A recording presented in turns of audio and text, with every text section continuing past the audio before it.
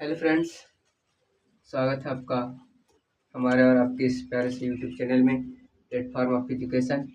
और आज हम करने वाले हैं प्रॉपर्टीज़ ऑफ सॉलिड। तो बने रहें हमारे साथ इस वीडियो में। और अगर यह वीडियो आपको पसंद आए तो आप इसे ज़रूर लाइक करें और अपने दोस्तों के साथ इसको शेयर ज़रूर करें। तो चलिए बिना देर किए इस वीडियो को शुरू करते हैं।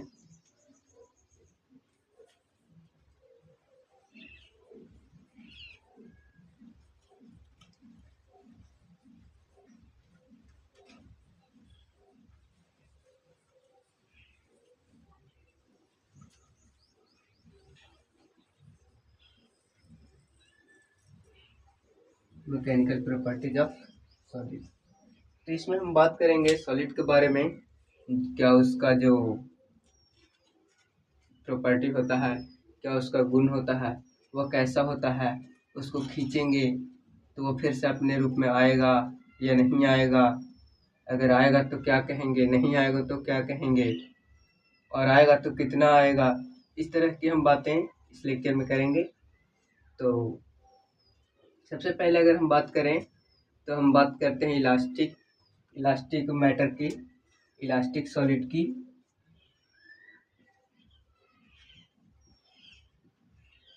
इलास्टिक सॉलिड की तो इलास्टिक सॉलिड का मतलब ये होता है कि जो चीज़ में इलास्टिसिटी हो, मतलब जो चीज़ इलास्टिक हो उसे हम इलास्टिक सॉलिड कहेंगे। मतलब इसमें क्या हो जाएगा कि विच सॉलिड contain इलास्टिक कैरेक्टर और प्रॉपर्टी। ठीक है, मतलब जो सॉलिड इलास्टिक प्रॉपर्टी को गेन करता हो, उसको रखता हो, इलास्टिक प्रॉपर्टी रखता हो, उसमें वो गुण हो, तो हम उसको इलास्टिक प्रॉपर्टी हो तो हम उसको क्या बोलेंगे, इलास्टिक सॉलिड बोलेंगे। अब एक और होता है प्लास्टिक सॉलिड। क्या होता है प्लास्टिक सॉलिड। ठीक है, तो प्लास्टिक सॉलिड का मतलब क्या है? प्लास्टिक सॉलिड का मतलब है विच सॉलिड contain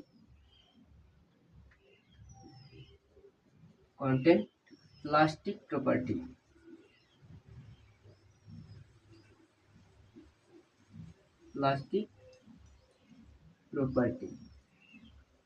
ठीक है, प्लास्टिक प्रॉपर्टी। तो अब बात यह है कि हम इलास्टिक प्रॉपर्टी किसको बोलेंगे और प्लास्टिक प्रॉपर्टी किसको बोलेंगे। ठीक है, इसमें हमने देखा कि इलास्टिक सॉलिड उसको बोलेंगे जो इलास्टिक प्रॉपर्टी को रखता हो, इलास्टिक प्रॉपर्टी से बिलोंग करता हो, उसके पास इलास्टिक प्रॉपर्टी हो, उसको इलास्टिक सॉलिड बोलेंगे।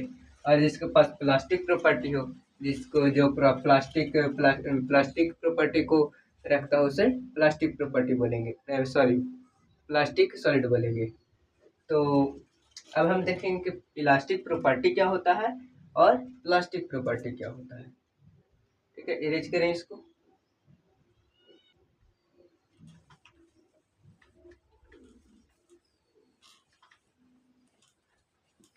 अब हम बात करने वाले हैं इलास्टिक प्रॉपर्टी यानी इलास्टिसिटी।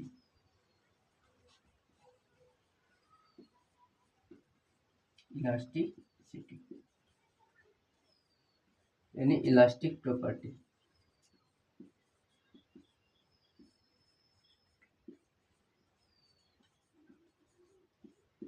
ठीक है, इलास्टिक प्रॉपर्टी, इलास्टिसिटी। तो इलास्टिसिटी का मतलब क्या होता है? इलास्टिसिटी का मतलब ये होता है कि जैसे अगर हम किसी चीज़ को खींचें और छोड़ने के बाद में क्या होगा, वो फिर से अपनी जगह पे आ जाए। मान लीजिए कि अगर ये पेन है, इसको हमने अगर इसका कैप खोला, ऐसे कैप खोला, तो इसको छोड़ेंगे तो नहीं लगेगा ना। लेकिन इलास्टिक प्रॉपर्टी में क्या होगा, ये कैप को अगर छोड़ते हैं तो फिर से आके लग जाएगा। इसी को क्या बोलते हैं, इलास्टिक प्रॉपर्टी। मतलब ये क्या कर सकता है, अपने जो पिछले रूप था, जो शुरू का रूप था उसको क्या कर सकता है, गेन कर सकता है, रिकवर कर सकता है। मतलब इसमें हम लिख सकते हैं कि इलास्टिसिटी का मतलब क्या होता है, the property which can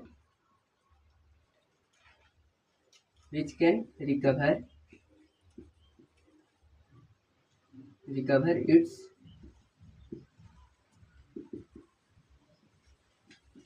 initial position। ठीक है, क्या कर सकता है, अपना इनिशियल पोजीशन को रिकवर कर सकता है। इसको क्या बोलेंगे, इलास्टिक बोलेंगे, इलास्टिसिटी बोलेंगे। अब इलास्टिक किसको बोलेंगे, जो इलास्टिक किसको बोलेंगे, जो अपना जो इनिशियल पोजीशन होगा उसको रिकवर कर लेंगे। मतलब सीधी सी बात कि इलास्टिक सॉलिड क्या होगा, जो जिसके पास इलास्टिसिटी होगा। ठीक है, जिसके पास इलास्टिसिटी होगा इलास्टिक सॉलिड होगा। और इलास्टिसिटी क्या है, इलास्टिसिटी वह गुण है जिसके द्वारा वह अपना प्रारंभिक स्थिति को क्या कर सकता है, गेन कर सकता है, रिकवर कर सकता है।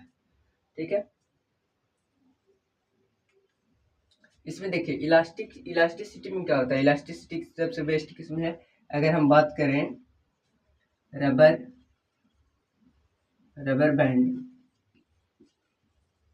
रबर बैंड और एंड स्टील।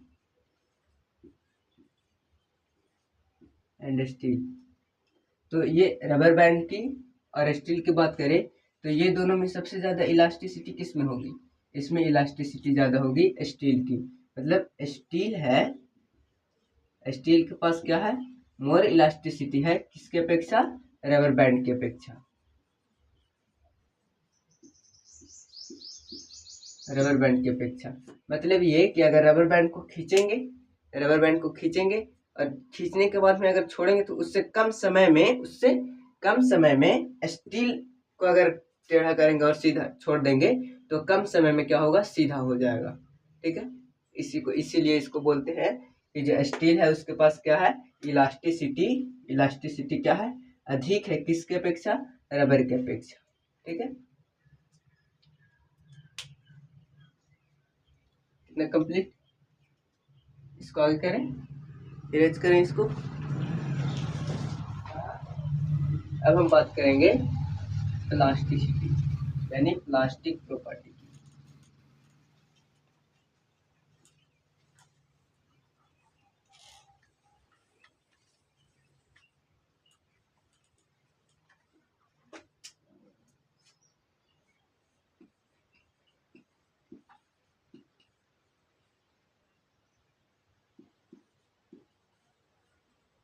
प्लास्टिसिटी, ठीक है, मतलब प्लास्टिक प्रॉपर्टी, ठीक है। तो प्लास्टिक प्रॉपर्टी में क्या होगा, जैसे प्लास्टिक को देख लीजिए, अगर प्लास्टिक को हम क्या करेंगे, उसको डिफॉर्म करेंगे, उसको निचोड़ेंगे या तो फिर टेढ़ा करेंगे तो टेढ़ा ही रह जाएगा, वो तो खुद से सीधा होगा नहीं, रबर बैंड की तरह।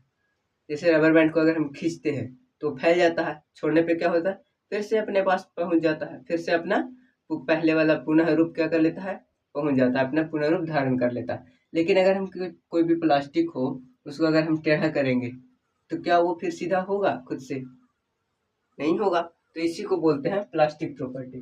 मतलब ये इसमें क्या है कि ये अपना it cannot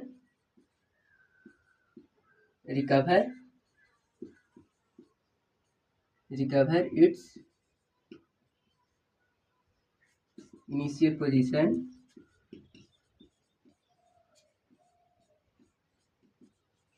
position after removing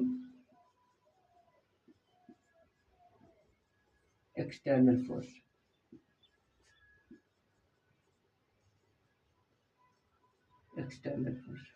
ठीक है, मतलब अगर हम इसमें बाहर वाला जो फोर्स होगा उसको हटा भी देंगे फिर भी ये क्या करेगा, ये अपना पोजीशन नहीं ला पाएगा। शुरू में जो उसका पोजीशन था, जो इसका स्टार्टिंग पोजीशन था, उसको ये गेन नहीं कर पाएगा। तो इसको क्या बोलेंगे, प्रॉपर्टी बोलेंगे। कौन सा प्रॉपर्टी बोलेंगे, प्लास्टिसिटी यानी प्लास्टिक प्रॉपर्टी बोलेंगे।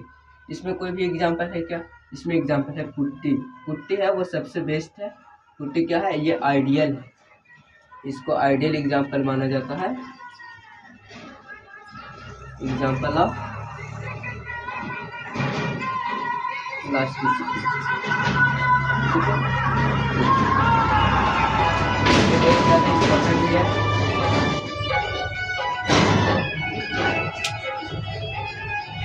आगे बढ़े।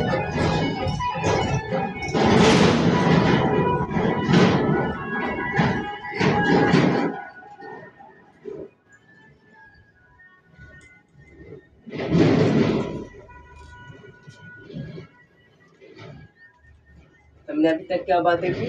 अभी तक हमने जाना कि इलास्टिक प्रॉपर्टी क्या होता है, प्लास्टिक प्रॉपर्टी क्या होता है। इलास्टिक प्रॉपर्टी में अगर रबर बैंड है और स्टील है तो उसमें से सबसे ज़्यादा जो इलास्टिक प्रॉपर्टी होगा किस में होगा? स्टील में होगा। ठीक है, स्टील में होगा। और हमने क्या देखा? हमने देखा कि जो प्लास्टिक प्रॉपर्टी होगा सबसे अच्छा किस में होगा? आइडियल एग्जाम्पल क्या क्या है? वो है पुट्टी। ठीक है, इतनी हमने बातें की। अब बढ़ते हैं अगले टॉपिक की ओर। अगला टॉपिक क्या है? अगला टॉपिक है स्ट्रेस। क्या है? स्ट्रेस। स्ट्रेस क्या है? स्ट्रेस क्या है?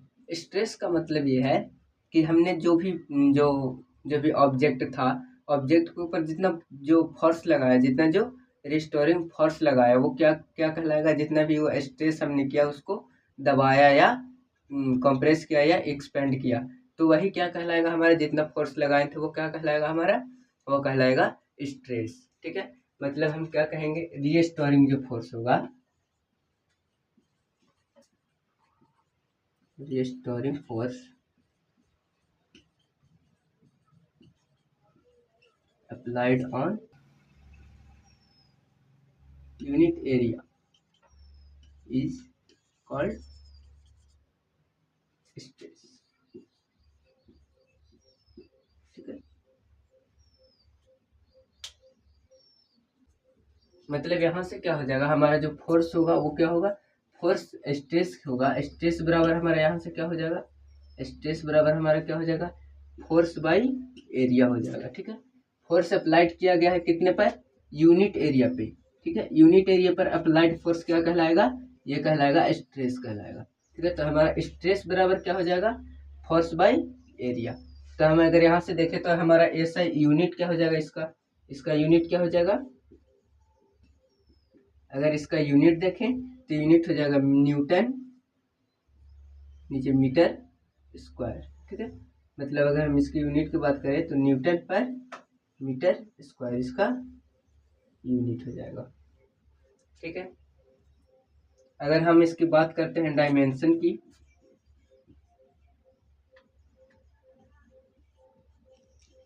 डायमेंशन का, तो डायमेंशन इसका क्या हो जाएगा?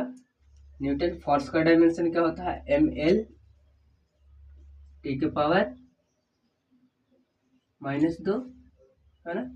ml टी के पावर -2 अपॉन एरिया का क्या हो जाएगा? l के पावर 2। मतलब अगर यहाँ से देखें तो हमारा इसका डायमेंशन क्या हो जाएगा? m l के पावर -1 टी का पावर -2। ठीक है, ये हमारा क्या हो जाएगा?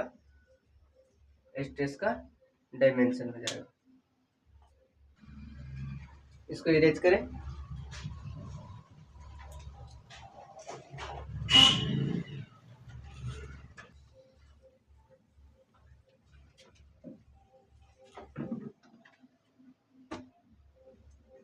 अब देखिए आगे, आगे का क्या टॉपिक है? आगे का टॉपिक है हमारा स्ट्रेन। ठीक है, स्ट्रेन क्या है? हमने स्ट्रेस देखा कि जो उस पे जो फोर्स लगाया गया यूनिट मतलब पर यूनिट पे, उसको हमने क्या बोला? उसको बोला हमने स्ट्रेस। जो पर यूनिट पे फोर्स लगाया जाता है, फर्स्ट पर यूनिट पे हमने डिफॉर्म करने के लिए फोर्स लगाया, वो क्या कहलाया? स्ट्रेस कहलाया। तो हम देखेंगे स्ट्रेन क्या कहलाएगा। स्ट्रेन का मतलब ये होता है कि हमने जो फोर्स लगाया, मतलब फोर्स लगाने के बाद में वो कितना फैला या कितना कंप्रेस हुआ या कितना एक्सपैंड हुआ, कितना कंप्रेस हुआ या कितना एक्सपैंड हुआ, इसी को क्या बोलेंगे हम? स्ट्रेन बोलेंगे। मतलब बोलेंगे तो चेंजिंग इन